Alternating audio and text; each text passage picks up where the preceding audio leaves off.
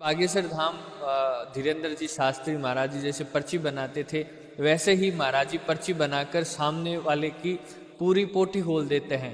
महाराज जी से मैंने भी एक बार परिचय हुआ था, तो मेरा जो मैंने अंदाज नहीं किया था वह सारी बातें महाराज जी ने बता दी। तो महाराज जी लोगों के मन में इच्छा है और मेरे मन में भी ये इच्छा है कि ये सब चीज़ें कैसे आप बता पाते हैं। पहले विज्ञान का युग है, तो ये सब चीज़ें बता पाना, आम जनता इस चीज़ को नहीं मानती है, लोग इसको माइंड रीडिंग कहते हैं, कैसे पर्ची में आप लिख देते हो, ये कैसे संभव है? तो ये साधना करने के बाद में मैंने देखा कि जब सामने कोई आता है तो स्वतः ही मेरे को वो मालूम चल रहा है कि वो क्या करने वाला है। तो इस महाराज जी, ये साधना आप बता रहे हैं, जैसे पर्ची में सारा भविष्य, भूत और वर्तमान बता देना, तो ये कर्ण पिचासनी बताती है, कर्ण पिचासनी कान में आके बताती है कि ये सामने वाला बंदा ऐसा है, उस टाइप से ये साधना वही है? देखो, ऐसे तो इसकी साधना जो है सालों तक करेंगे तो भी नहीं हो सकती, और अगर आप तल्लीन मन और गुरु की आज्ञा को एक भी बात काटे हुए अगर आप करते हो तो प्रथम 41 दिन की ये साधना है। उसके बाद अगर एक बार में आप नहीं कर पाए तो और ज़्यादा दोबारा भी करना पड़ता है, तिबारा भी करना पड़ सकता है। तो स्टार्टिंग के लिए कह सकते हैं कि ये 1.25 महीने की साधना है। हमारे सामने किसी की हम लोग जन्म तारीख नहीं है, जन्म समय नहीं है, इस विद्या से हम उनका वो जन्म समय और तारीख बता सकते हैं। मैं बता सकता हूँ कि 10 मिनट बाद आप क्या करने वाले हो या आपके साथ क्या घटना घटने वाली है। तो भविष्य भी बता पाना ये सिर्फ एंड सिर्फ हनुमान जी की कृपा ही कर सकती है, कोई पिशाचनी की कृपा हो ही नहीं सकती। आज के युग में जो इंसान है ना, वो सिर्फ अपने स्वार्थ से जुड़ के ऐसी विद्याओं के पीछे भागता है कि अगर मेरे पास ये विद्या होती तो मैं ये कर देता, मैं वो कर देता। तो स्वयं के स्वार्थवश इसमें लोग जुड़े रहते हैं। भक्त तो होते हैं लेकिन वो भक्ति नहीं करते, स्वार्थ अपना सिद्ध करना चाहते हैं। और इस साधना का सबसे बड़ा यही है कि स्वार्थ सिद्ध करने के लिए ये चीज़ें नहीं है, ये लोक कल्याण के लिए चीज़ें बनी हुई है। लेकिन जैसे ही आपका वीकनेस आएगी, ग्रह और गण ओरा कमज़ोर हो जाएगा, ये शक्तियाँ आप पे हावी होगी और नेगेटिव एनर्जी आपको परेशान करने लग जाती है। ये पक्का है कि हम किसी का भाग्य लिख नहीं सकते हैं, बता सकते हैं। हाँ, अगर आपको तलवार से कटने का योग है तो सुई चुभेगी, इतना हम कर सकते हैं। लेकिन जो भी नशे के चुंगल में ये फंस चुके हैं, बीकानेर शहर के अपने बच्चे, वो जल्द इसको छोड़ें और इसमें बाहर आ जाए ताकि हनुमान जी की कृपा आप पे रह सके। भूत, भविष्य और वर्तमान बता देते हैं। जिसको ज़रूरत हो, जैसे उनसे आपसे मिलना है, तो उनके लिए क्या प्रक्रिया रहती है कि आपसे मिल ले वो डायरेक्ट आकर? हमारा बीकानेर पर आपका स्वागत है। जिस शख्स से बातचीत करना चाह रहे हैं वो नॉर्मल नहीं है। हमारे साथ पंडित जी हैं। सर, गुरुजी, आप सबसे पहले अपना खुद परिचय बीकानेर की जनता को दीजिए। जय श्री सीताराम जी की। शास्त्री जी प्रभु नाम से लोग जानते हैं। वैसे मेरी कोई हस्ती नहीं है। मेरे गुरु, मेरे पिता पंडित सीताराम जी जोशी, जिनके आशीर्वाद से ये आज साधनाएँ और ये जो भी चीज़ें हैं वो उनकी कृपा और हनुमान जी की कृपा से ये सारा संभव हो सकता है। कुछ लोग बोलते हैं कि आप में इतनी शक्ति है, जबकि मेरे में कोई शक्ति नहीं है। मैं एक साधारण इंसान हूँ, लेकिन हाँ, उनकी कृपा मेरे में है, इसलिए कह सकते हो कि मैं प्रभु और भगवान के नज़दीक हूँ और उनकी कृपा लगातार मेरे पे बरस रही है। तो शास्त्री जी प्रभु जोशी, मेरा जन्मभूमि बीकानेर राजस्थानी है और मेरी कर्मस्थली जो है, कर्म भूमि, वो अहमदाबाद गुजरात। मैं आपको थोड़ा विस्तार से बताऊं। महाराज जी हैं जो जैसे बागेश्वर धाम धीरेन्द्र जी शास्त्री महाराज जी जैसे पर्ची बनाते थे, वैसे ही महाराज जी पर्ची बनाकर सामने वाले की पूरी पोटी खोल देते हैं। महाराज जी से मैंने भी एक बार परिचय हुआ था, तो मेरा जो मैंने अंदाज नहीं किया था वह सारी बातें महाराज जी ने बता दी। तो महाराज जी लोगों के मन में इच्छा है और मेरे मन में भी ये इच्छा है कि ये सब चीज़ें कैसे आप बता पाते हैं। पहले मैं कुछ भी नहीं बता पाता हूँ, मैं आपकी तरह साधारण इंसान हूँ।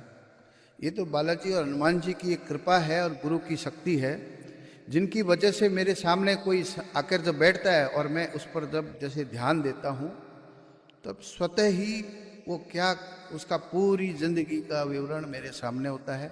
उसमें से जो अभी उसको क्या सुनना है और क्या उसके लिए ठीक रहेगा, उसका भूत भविष्य और वर्तमान तीनों काल एक शॉर्ट में हम सामने रख देते हैं।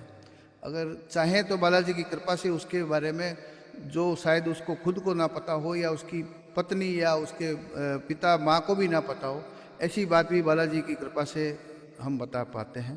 बस ये महाराज जी 21वीं सदी है, विज्ञान का युग है, तो ये सब चीज़ें बता पाना, आम जनता इस चीज़ को नहीं मानती है, लोग इसको माइंड रीडिंग कहते हैं, कैसे पर्ची में आप लिख देते हो, ये कैसे संभव है?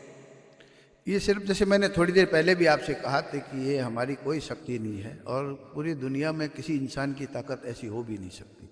लेकिन हाँ, हनुमान जी और बालाजी के आगे तो मेरे सृष्टि में कोई ऐसा ताकतवर इंसान नहीं है जो उनसे ज़्यादा ताकतवर हो सकता है। बस उन्हीं की कृपा है। कुछ बहुत कठिन साधनाएं कह लो या परिश्रम कह लो और गुरु का आशीर्वाद कह लो, वो ऐसा कुछ हुआ कि बचपन जब मैं किशोरावस्था से जैसे ही बाहर आया तो हम 5 भाई थे और उसमें से मेरे पिता और मेरे गुरु की अति कृपा हुई कि उन्होंने ये साधना के लिए मुझे चूज किया। तो मैं उनका बहुत ही ऋणी हूँ इस मामले में कि उन्होंने मेरे में पात्र देखा। और जब उन्होंने ऐसी ये कठिन साधनाएं, शायद मैं किशोरावस्था में जो एक लड़कपन होता है तो मैं न भी करता, लेकिन मेरी शुरू से ही भगवान और हनुमान जी के प्रति मेरी आस्था थी, तो मेरे लिए ये बहुत ही अति मन से ये कार्य हुआ और काफ़ी महीनों तक ये साधनाएं चली थी। और इसका विस्तार से बता पाना ऐसे आपके चैनल पे तो संभव ही नहीं है, क्योंकि शब्दों से डाल पाना, क्योंकि ये तो बहुत ही अलग अलग लोगों के लिए अलग अलग इसका मतलब जो है होता है। तो ये साधना करने के बाद में मैंने देखा कि जब सामने कोई आता है तो स्वतः ही मेरे को वो मालूम चल रहा है कि वो क्या करने वाला है। तो इस रहा ये विज्ञान के युग में, तो विज्ञान भी तो कहाँ से आया है? विज्ञान एक ज्योतिष और अपने वेद का एक पार्टी तो है। आज हम समझ रहे हैं कि विज्ञान सर्वे सर्वा है, तो विज्ञान भी तो इसी के अंदर आता है, ना कि इसके ऊपर। आज अपने 10 रुपए की एक हनुमान जी की हनुमान चालीसा में कितने योजन सूर्य है, क्या है, वो सारा विवरण आज हजारों साल पहले हनुमान जी के द्वारा बता दिया गया था। तो साइंस कुछ भी नहीं है। साइंस तो एक प्रूफ क्या है, हमारी ही इस शास्त्रों से लेके वो रिसर्च करते हैं और वो बाहर आता है। आज समझ लो रामायण के टाइम में रावण ने पुष्पक विमान को इस तरह से, अभी हवाई जहाज बना भी दिया साइंस ने, तो कोई बड़ी बात नहीं की है, क्योंकि हमारे शास्त्रों में तो बहुत पहले हो चुका है। सर्जरी अगर कोई डॉक्टर करता है तो हमारे गणेश जी की सर्जरी बहुत वर्षों पहले हमारे हो चुकी है। महाराज जी, जैसे आपने बताया कि हनुमान जी की पूजा से और हनुमान जी के उपासक हैं, ये तब वहाँ से ये शक्तियाँ मिलती है। मैंने और भी हनुमान जी के भगत देखे मंदिरों में, परम भक्त देखे जो हनुमान जी की रात दिन नाम जपते हैं, उपासना करते हैं, लेकिन उनके पास ये शक्तियाँ नहीं है, आपके पास है। ये मेरे पास तो मेरे गुरु की ही कृपा है, क्योंकि मैं स्वयं अगर चाहता तो भी शायद नहीं कर पाता। लेकिन मेरे गुरु, मेरे पिता पंडित सीताराम जी जोशी, उनकी कृपा मेरे पे विशेष रही। उस वजह से पहले तो मैं उन्हीं की कृपा मानता हूँ, उनसे बड़ी कोई कृपा हो नहीं सकती थी, इसीलिए शायद मेरे पास ये विद्याएं हैं। अब इसके जानकार जो होते हैं, हर एक चीज़ का एक पूरा फार्मूला होता है, पूरे सिद्धांत होते हैं। आज के युग में जो इंसान है ना, वो सिर्फ अपने स्वार्थ से जुड़ के ऐसी विद्याओं के पीछे भागता है कि अगर मेरे पास ये विद्या होती तो मैं ये कर देता, मैं वो कर देता। तो स्वयं के स्वार्थवश इसमें लोग जुड़े रहते हैं। भक्त तो होते हैं लेकिन वो भक्ति नहीं करते, स्वार्थ अपना सिद्ध करना चाहते हैं। और इस साधना का सबसे बड़ा यही है कि स्वार्थ सिद्ध करने के लिए ये चीज़ें नहीं है, ये लोक कल्याण के लिए चीज़ें बनी हुई है। आज आप मेरे को देख रहे हो, अगर मैं चाहता तो मेरे पास बड़े बड़े ऑफर आ रहे हैं, ऐसे ऐसे करोड़ों अरबों रुपए के, मैं फिर भी साधारण हूँ। उसका एक सबसे बड़ा है कि मेरे पास ये साधनाएं विद्या होते हुए भी लोग तो ये जान रहे कि ये विद्या अगर इनके पास है, हमारे पास होती तो हम क्या कर लेते। बिल्कुल होता है महाराज, है ना। तो एक्चुअल में पात्र, हनुमान जी भी एक पात्र ढूंढते हैं कि ये बच्चा ये जो है वाकई में रियल भक्त है और इसमें बहुत ज़्यादा कोई स्वार्थ जुड़ा हुआ नहीं है। हम पृथ्वी में आए हैं तो थोड़ा बहुत स्वार्थ तो देखो सब में होता है, मेरे में भी होगा ही होगा, क्योंकि मैं कोई इतना बड़ा भी कोई नहीं हूँ कि मेरे में थोड़ा स्वार्थ तो हो सकता है, लेकिन लोगों के कल्याण की भावना विशेष होनी जरूरी है। और यही एक कारण है कि आज पूरे विश्व में शायद ऐसी विद्या लिए हुए बहुत कम लोग हैं, बहुत ही कम लोग हैं। आज करोड़ों अरबों की जनता में मतलब आप समझो कि अंगुलियों पे गिन सके इतने ही लोग हैं। कितने लोग लगभग पूरे भारत में कितने संख्या में होंगे आपके अंदाज से 800-900 से ज़्यादा नहीं हो सकते। पूरे भारत नहीं, मैं पूरे विश्व की बात कर रहा हूँ। की बात कर रहे हैं आप? तो महाराज जी प्रक्रिया क्या रहती है साधना की, कितना टाइम लगता है, किस प्रकार से, थोड़ा संक्षेप में बता दीजिए। पूरा तो नहीं बता सकते आप, संक्षेप में बता दीजिए। देखो ऐसे तो इसकी साधनाएं जो है सालों तक करेंगे तो भी नहीं हो सकती, और अगर आप तल्लीन मन और गुरु की आज्ञा को एक भी बात काटे हुए अगर आप करते हो तो प्रथम 41 दिन की ये साधना है। उसके बाद अगर एक बार में आप नहीं कर पाए तो और ज़्यादा दोबारा भी करना पड़ता है, तिबारा भी करना पड़ सकता है। तो स्टार्टिंग के लिए कह सकते हैं कि ये 1.25 महीने की साधना है। महाराज जी काफ़ी जगह ये भी सुनने में आया कि साधना सिद्ध नहीं होती तो जो साधना करने वाला है उस पर भी कष्ट आ जाता है, कुछ ये भी है? क्योंकि उसका रीज़न है, मैंने अभी एक शब्द पहले कहा कि गुरु की आज्ञा पाले बगैर आप अपना दिमाग उसमें जैसे ही डालोगे, आप अपने तरीके से उसको करने की कोशिश करोगे तो आप पे प्रॉब्लम आनी है, आपका माइंड डिस्टर्ब हो सकता है, आपके ऊपर कोई तरह की दूसरी चीज़ें हो सकती है। क्योंकि वो शक्तियों को झेल पाना गुरु के अलावा कोई उसमें रक्षा नहीं कर सकता। महाराज जी ये साधना आप बता रहे हैं, जैसे पर्ची में सारा भविष्य, भूत और वर्तमान बता देना, तो ये कर्ण पिशाचनी बताती है, कर्ण पिशाचनी कान में आके बताती है कि ये सामने वाला बंदा ऐसा है, उस टाइप से ये साधना वही है? नहीं, देखो पहले तो बात में उसमें कर्ण पिशाचनी, नाम ही पीछे पिशाचनी जुड़ गया, वहाँ पर हनुमान जी की कृपा तो हो ही नहीं सकती, क्योंकि पिशाचनी की किसी पिशाचनी की ऐसी ताकत नहीं है कि वो हनुमान जी के सामने आ सके। और हम हनुमान जी का गुणगान कर रहे हैं, हनुमान जी को हृदय में लेके बैठे हैं, तो पहली बात तो ये कर्ण पिशाचनी हो ही नहीं सकती। और उससे भी ज़्यादा बड़ी बात, कर्ण पिशाचनी वाला कभी भी भविष्य नहीं बता सकता। और मैं चैलेंज के साथ में 10 मिनट बाद आपके साथ जो घटने वाला भविष्य में, वो मैं चैलेंज तो ऊपर वाले का मैं नहीं कह रहा चैलेंज, बाकी चैलेंज के साथ ये मैं बता सकता हूँ कि 10 मिनट बाद आप क्या करने वाले हो या आपके साथ क्या घटना घटने वाली है। तो भविष्य भी बता पाना ये सिर्फ एंड सिर्फ हनुमान जी की कृपा ही कर सकती है, कोई पिशाचनी की कृपा हो ही नहीं सकती।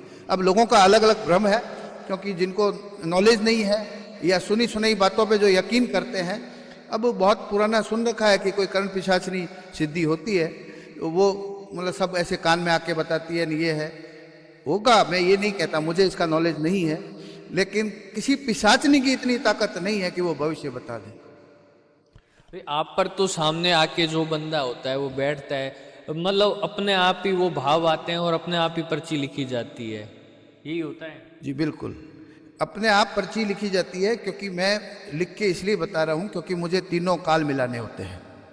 मैं चाहूँ तो, एक तो नियम है, इस वजह से भी नहीं बोलते हैं, ये बहुत बढ़िया सवाल आपने किया कि पर्चे पे जो लिखना है, हम चाहें तो सीधा आके बैठा और हम बोले आपका नाम ये है और आप ये काम से आए और ये होगा आपके साथ, हम बोल के बता सकते हैं, लिखने की जरूरत कहाँ थी? ये सवाल भी किसी के दिल में जरूर उठेगा, तो उसका जवाब मैं दे देता हूँ। लिखने की आवश्यकता इसलिए पड़ती है कि ये है ह्यूमन जो हम होते हैं, इंसान, उनको भगवान ने जब बनाया तो उसमें ऐसी ऐसी चीज़ें डाली, लोभ, लालच, कपट, छल और तुरंत बदलने की कला। अगर हम सीधे बोल दें ये इसलिए आप आए हो, और कुछ जो है ऐसे लोग होते हैं जिनको जानबूझ के गलत साबित करने के मकसद से ही आते हैं, उनको जवाब के लिए भी हमें पहले लिख के रख देते हैं कि अब आप जो बोलना है बोलो। तो आदमी अपनी ही बात को काटते हुए 2 मिनट लगाएगा, लेकिन दूसरे की बात तो तुरंत काट सकता है। तो ईगो में वो अपनी बात नहीं काटता है, फिर हम मिलान करते हैं। तो इसलिए भी जरूरी है दूसरा भविष्य मिलाने के लिए, क्योंकि 5-10 मिनट बाद मैं बोल देता हूं कि आप 5 मिनट बाद ये करने वाले हो, ये मैंने लिख के रखा है, तो ताकि आपका और यकीन बढ़े और बालाजी की और आपके अंदर श्रद्धा बढ़े, इसके लिए हम लिख के रख देते हैं। 5 मिनट बाद आप ये करने वाले हो, ये बोलने वाले हो, जो आपके दिल में भी नहीं है, जो आपके मन में भी नहीं है, वो चीज़ हम पहले लिख देते हैं। और उससे भी एक और शॉर्ट में बोल देता हूँ कि भगवान भी इस नियम को पालते हैं। जैसे तपस्या करके पहले के ज़माने में कुछ लोग जब भगवान को प्रकट करते थे तो भगवान आके सीधा बोलते थे मांग क्या मांगता है, जबकि वो भगवान है। वो चाहते तो सीधा बोल सकते हैं कि तुम ये लेने आए हो ये लो, लेकिन भगवान को पता है कि इंसान है, ये तुरंत बोले ये नहीं ये चाहिए, भगवान को भी नकार देगा। तो इसलिए भी ये लिखना पड़ता है। रीडिंग है, काफ़ी लोग ऐसे हैं जो यूट्यूब और सोशल मीडिया पर वायरल है होते हैं और वो सामने वाले को देख के माइंड रीड करके बता देते हैं। देखो माइंड रीड अगर समझो कि कर भी लेता है, तो मैं जब परिचय बढ़ाते हैं तो हम, मैंने जैसे अभी थोड़ी देर पहले भी बताया कि 5-10 मिनट बाद आप क्या करने वाले हो, यानी आपके माइंड में तो वो है ही नहीं। माइंड रीड तो तब होता है ना कि आपके माइंड में कुछ होता, तो पहली बात तो यहाँ नकारा जाता है। दूसरा रहा माइंड रीडिंग। माइंड रीडिंग वाला हमेशा क्या करेगा कि आप इस बात को रिपीट करो रिपीट करो रिपीट करो, आपसे बार बार आपकी आंखों की पलकें और झलकें और आपके चेहरे के हाव भाव को पढ़ने की वो कोशिश करते हैं। माइंड रीड ऐसा होता है, वो कभी ऐसे नहीं कर सकते कि सीधा आपसे कुछ भी पूछे बगैर सीधा आपके बारे में कुछ बोल दे या लिख दे। तो माइंड रीड में ये जरूरी होता है कि आपके बॉडी लैंग्वेज को इस अवस्था में लाया जाए। जी माइंड रीडिंग नहीं है, कर्ण पिचासनी ने, तो इस विद्या का एक प्रॉपर जो नाम है आप क्या कह सकते हैं इसको? इसका नाम मैं डिस्क्लोज नहीं कर सकता, क्योंकि कोई विद्या कहीं पुस्तकों में है नहीं, और मैं जैसे डिस्क्लोज करूंगा तो उसके नाम से कहीं फर्जी लोग उसके ऊपर लिख देंगे और कुछ लोग बेचारे भ्रमित होके ठगे जाएंगे। इसलिए इस विद्या का नाम नहीं ले सकता हूँ। हाँ, अगर मेरे जो शिष्य बनते हैं जिनको मैं ये देने वाला हूँ उनको तो पता ही लगेगा ही। और इस सबसे बड़ा नाम इसका बालाजी है और हनुमान जी है। महाराज जी ये कुंडली देखकर, अपन जन्म दिनांक देखकर, जन्म तारीख देखकर, ये इसका रोल है इसमें कुछ? इस विद्या में इसका कोई रोल नहीं है, लेकिन हाँ अगर हमारे सामने किसी की हम लोग जन्म तारीख नहीं है, जन्म समय नहीं है, इस विद्या से हम उनका वो जन्म समय और तारीख बता सकते हैं। और ये सबसे बड़ा है कि जैसे किसी का नहीं है, हॉस्पिटल में भी नहीं है, कहीं भी नहीं है, या है तो भी वो परीक्षा लेने आ सकते हैं। ये एक बालाजी की कृपा से मैं ये चैलेंज कर रहा हूँ कि जिसकी जन्म तारीख नहीं है वो तारीख हमसे वो निकला सकता है। अब रहा कि ये जो इसमें रोल है कि नहीं है, इसमें इस जन्म पत्री का कोई रोल नहीं है। लेकिन मैं एक बात और कहना चाहूँगा कि ये शास्त्र, जो ये साधना शास्त्र है, चाहे ज्योतिष शास्त्र है, ये 100% सत्य है।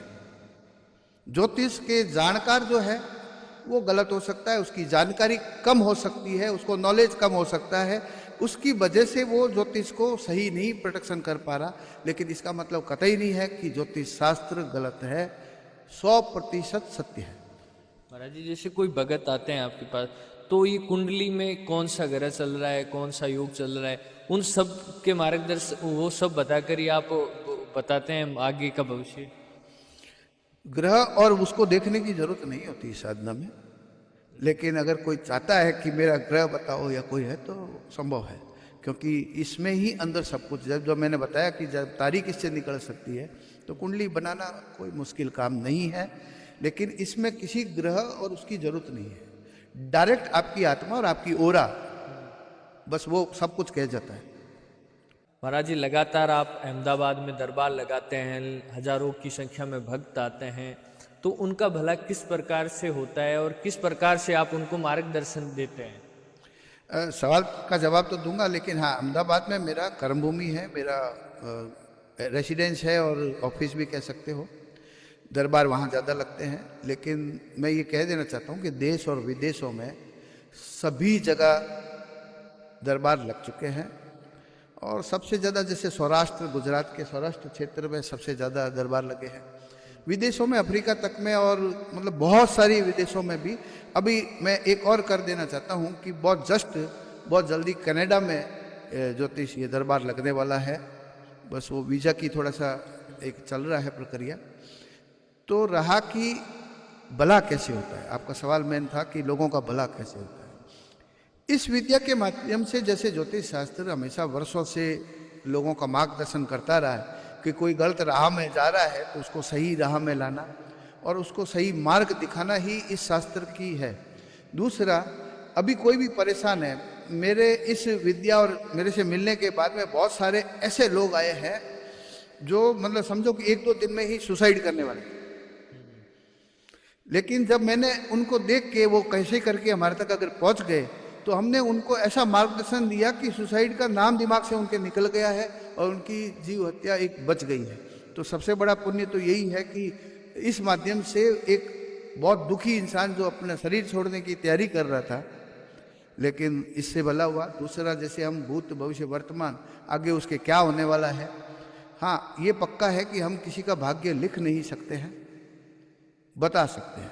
हाँ, अगर आपको तलवार से कटने का योग है तो सुई चुभेगी, इतना हम कर सकते हैं, लेकिन सुई भी ना चुभे ऐसा किसी शास्त्र, किसी विद्या, किसी व्यक्ति की ताकत नहीं। तो कोई उपाय तो आप बता ही सकते हैं महाराज जी कि ये उपाय करने से ये बेनिफिट हो जाएंगे। तो वही मैंने अभी थोड़ी देर पहले कहा ना कि तलवार से कटने वाला था और सुई चुभेगी, तो यानी उपाय और ये मार्गदर्शन इतना हम काम करेगा। महाराज जी, आप ये साधनाएं गृहस्थी में रहकर भी कर सकते हैं क्या? सबसे बड़ा सवाल ये कि हनुमान जी के भक्त होते हैं, वो गृहस्थी में रहना उनको वर्जित रहता है, लेकिन गृहस्थी में रह के बिल्कुल, हनुमान जी की भक्त जितने भी है, हनुमान जी जिनके भक्त है ना, वो भी गृहस्थी थे। ठीक है, श्री रामचंद्र भगवान, राम और सीता गृहस्थी थे, तो हनुमान जी को कभी गृहस्थ से कोई परेशानी है नहीं। ये तो हम लोगों ने बना लिया है। वो स्वयं, हम अपने बारे में हम अपना निर्णय ले सकते हैं कि हमें ब्रह्मचर्य रहना है या गृहस्थ में रहना है। हनुमान जी अभी कभी ऐसा नहीं चाहते कि मेरा भक्त ब्रह्मचर्य हो जाए, साधु बन जाए या कोई ऐसा हो। तो गृहस्थ में रह के भी संत होते हैं। तो बस हनुमान जी की कृपा सभी पे है, एक जैसी है। हनुमान जी को किसी गृहस्थ से कोई परेशानी नहीं होती, तो रामचंद्र जी उनके इष्ट देव ना होते। महाराज जी, पर्ची कुछ लोग आप तक नहीं पहुंच सकते, तो उनको क्या मार्गदर्शन देना चाहते हो कि हनुमान जी की कौन सा पाठ या कौन सी उपासना करें ताकि उनकी जीवन प्रक्रिया है वो एकदम सरल चल सके, आसान तरीके? मैं तो एक ही शॉर्ट मंत्र देता हूँ, सीताराम सीताराम का जप करो, हनुमान जी वहां अपने आप प्रकट रहेंगे। क्योंकि जहां राम और सीता है वहां हनुमान है। तो सबसे बड़ा मंत्र तो यही है। उसके बाद चाहे आप हनुमान चालीसा करो, सुंदरकांड करो, अलग अलग भक्ति करो अपने अपने तरीके से, लेकिन मूल मंत्र है सीताराम। महाराज जी, सीताराम जब आप बता रहे हैं वो माला पर करना जरूरी है या कहीं पर भी चलते फिरते कर सकते हैं? नहीं, थोड़ा शुद्धिकरण तो रखना चाहिए, क्योंकि चलते फिरते आप कर सकते हो, लेकिन अगर शुद्ध अवस्था में हो। हाँ, हनुमान जी कई चीज़ों से जरूर उनको परेशानी है, जैसे आप नशा करते हो। तो अभी मैं देख रहा हूँ कि अपना बीकानेर जो है क्षेत्र, राजस्थान, जो यूथ है वो नशे में ग्रसित होते जा रहे हैं। एक तरफ नशे में ग्रसित होते जा रहे हैं और उनको मतलब पूरे जाल में फंस चुके हैं, और एक तरफ हनुमान जी का, तो उन लोगों से हनुमान जी कभी प्रसन्न नहीं रहेंगे, और हनुमान जी के मंदिर जाए तो और घोटा उनका उनके ऊपर पड़ने वाला है, और द्विधा होने वाली है। तो मैं ये कहना चाहूँगा अपने सभी भाइयों से, बंधुओं से, भक्तों से, शिष्यों से, मेरी माता और बहनों से, जो भी नशे के चुंगल में ये फंस चुके हैं, बीकानेर शहर के अपने बच्चे, वो जल्द इसको छोड़ें और इसमें बाहर आ जाए, ताकि हनुमान जी की कृपा आप पे रह सके। लगातार आप इतने सालों से दरबार लगा रहे हैं, तो ऐसे भी कोई आते हैं जिसमें भूत प्रेत या जो नेगेटिव एनर्जी की शक्तियाँ होती है, तो ऐसा कुछ सत्य है इसमें? बिल्कुल, सब कुछ है सृष्टि पर, क्योंकि एक भूत प्रेत और पितृ ये सारी योनियाँ हैं, और सारी योनियों में व्यक्ति अलग अलग योनियों के माध्यम से घूमता रहता है। तो भूत योनि भी है, प्रेत योनि भी है, और पितृ योनि भी है, देव भी है, सभी देवता है। रहा कि भूत प्रेत होते हैं कि नहीं, बिल्कुल होते हैं, लेकिन जिसके गण वीक हो, जिनके ओरा कमजोर हो गई है, जिन्होंने अपने संस्कारों को, इस सनातन धर्म के संस्कारों को छोड़ दिया है, या जिसी भी धर्म में है, किसी भी धर्म में है, वो अपने संस्कारों को भूल के जो चल रहा है उसको भूत प्रेत बाधा लग सकती है। या फिर आप किसी को परेशान कर रहे हो, ऐसी कोई जगह है जहाँ पर उस आत्मा निवास कर रही है, और आप उसमें जानबूझ के आपका जब तक ग्रह प्रबल है तब तक तो आपने छेड़छाड़ कर लिया, चार रास्ते में पड़ी चीज़ उठा के खा ली, तब तक चलता है। लेकिन जैसे ही आपका वीकनेस आएगी, ग्रह और गण ओरा कमजोर हो जाएगा, ये शक्तियाँ आप पे हावी होगी और नेगेटिव एनर्जी आपको परेशान करने लग जाती है। तो होता है बिल्कुल, और ये सब चीज़ें उन्हीं को परेशान करेगी जो ये नियम संस्कार से खंडित करेगा, माँ बाप को परेशान करेगा, उनका दुरीश्वास लेगा, आशीर्वाद लेना बंद कर देता है, तो उसका ओरा वीक हो जाता है। और सनातन धर्म से दूर रहेगा बिल्कुल। महाराज जी लगातार मैं आपसे इतने टाइम से कांटेक्ट में हूँ, दरबार आप लगा रहे हैं, वहाँ पर आप कह रहे हैं कि निःशुल्क दरबार आप लगाते हैं, जहाँ पर भी लगाते हैं, और मेरे जो मिलने वाले हैं जानकार हैं तो उन्होंने कहा कि नहीं शास्त्री जी के वहाँ पर जाते हैं तो वहाँ पर फीस लगती है, तो फीस लेते हैं या निःशुल्क लगता है, ये जनता को बताइए। मैं मेरे दरबार में भी और जहाँ भी मेरा इंटरव्यू हुआ है मैंने ये क्लियर किया है और एक बार फिर कर देता हूँ कि दरबार कहीं भी लगेगा, चाहे वो 50 लोगों का है, चाहे 5,000 लोगों का है, चाहे 50,000 लोगों का है, वो बिल्कुल निःशुल्क होता है, कोई चार्ज लिया नहीं जाता। हाँ, पर्सनल अपॉइंटमेंट लेके जो मेरे से मिलता है उसमें मैं ज़रूर फीस कह लो, शुल्क कह लो, वो मैं लेता हूँ। उसका दो कारण है, एक तो भगवान ने मेरे को यही चीज़ दी है उदर पूर्ति का साधन, तो उदर पूर्ति के लिए भी बालाजी ने इतनी छूट दे रखी है, तो वो शुल्क मैं ज़रूर लेता हूँ।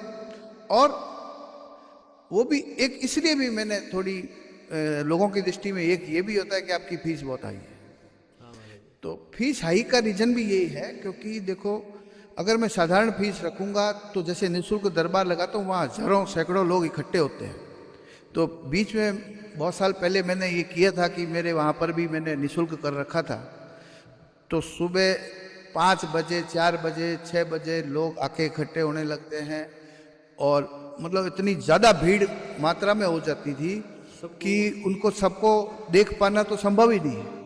और कई लोग फिर वहाँ पर जब जितनी ज़्यादा होता तो वहाँ न्यूसेंस पैदा होता है, वो होता है, तो मैंने इसलिए हाई फीस कर दी ताकि जो नीड है, जिनको वाकई ज़रूरत है और श्रद्धा है वही मेरे तक पहुँचेगा, तो वो उनकी फीस लेना ये इसलिए ज़रूरी हो गया। एक्चुअल में फ़ीस लेना ज़रूरी नहीं था मेरे लिए, छोटी फीस से भी मेरा उधर पूर्ति हो सकती है, लेकिन कम लोग पहुँचे वहाँ पे क्योंकि मैं सेवा तो कर ही रहा हूँ, हफ्ते में 2 से 3 बार मेरा दरबार लग रहा है। आपको 1 रुपया दे बगैर आप वहाँ पहुँचिए, आपको किसी ने हमने नहीं बोला वहाँ पर सबके नंबर लगते हैं महाराज जी। सबके तो खैर नहीं बोल सकते क्योंकि जब हजारों की संख्या में होते हैं तो वो बालाजी की जो पर्ची मतलब साधना समझ लो कि जब करता है सीताराम सीताराम का, उनकी पर्ची लग जाती है, कृपा हो जाती है, उनकी ऊपर कृपा होती है। और अभी तक तो भगवान के रिकॉर्ड रहा है कि बहुत कम लोग निराश होके गए हैं, लेकिन फिर भी जाते हैं, कुछ लोगों का रह जाता है तो दोबारा आता है, फिर उनका नंबर आ जाता है। महाराज जी आपने बताया कि आपकी फीस, आपसे मिलने के लिए जो वक्त आते हैं उनके लिए फीस हाई है या जो सेवा शुल्क है वो बहुत हाई है आम, तो ये कोई ऐसा नॉर्मल इंसान है जिसके पास इतनी अमाउंट ना हो, क्या 1,50,000 रुपये फीस है क्या आपकी? जी नहीं, इतनी फीस नहीं है, 11,000 रुपये शुल्क है और उसमें भी बालाजी की कृपा होती है। जो गरीब होता है और जो वाकई में फीस देने लायक नहीं है उनसे वहाँ पर भी नहीं लिया जाता, लेकिन नीडी होना चाहिए, उनकी ज़रूरत है कि वाकई में वो व्यक्ति परेशान है और बड़े श्रद्धा और भाव से वहाँ पहुँचा है, तो एक निःशुल्क वहाँ पर भी हो सकता है, लेकिन वो कृपा उसकी होती है तभी होता है, बाकी 11,000 रुपये शुल्क होती है। महाराज जी ये जो वीडियो देख रहे हैं, जैसे आप पर्ची बनाते हैं, पर्ची पर भूत भविष्य और वर्तमान बता देते हैं, जिसको ज़रूरत हो जैसे उनसे आपसे मिलना है तो उनके लिए क्या प्रक्रिया रहती है कि आपसे मिल ले वो डायरेक्ट आकर? डायरेक्ट आके नहीं मिल सकता है, एक अपॉइंटमेंट फ़ोन के द्वारा आप मैसेज व्हाट्सएप या फ़ोन के द्वारा आप एक अपॉइंटमेंट फिक्स कर सकते हो अपना टाइम, वो टाइम लेके आना होगा तभी आपकी मुलाकात हो पाती है। आप सीधे आ गए तो आपका नंबर नहीं आएगा और आपको टाइम लेके ही आना पड़ेगा, चाहे कहीं भी हूँ, मैं अहमदाबाद हूँ, बीकानेर हूँ। हाँ, बीकानेर में बहुत कम टाइम दे पाता हूँ क्योंकि बहुत कम आता हूँ, समय समय पर आता हूँ, तो बीकानेर में दरबार लगेगा जब आप सभी आइए, मैं तो यही चाहता हूँ कि किसी का 1 रुपया ना लगे।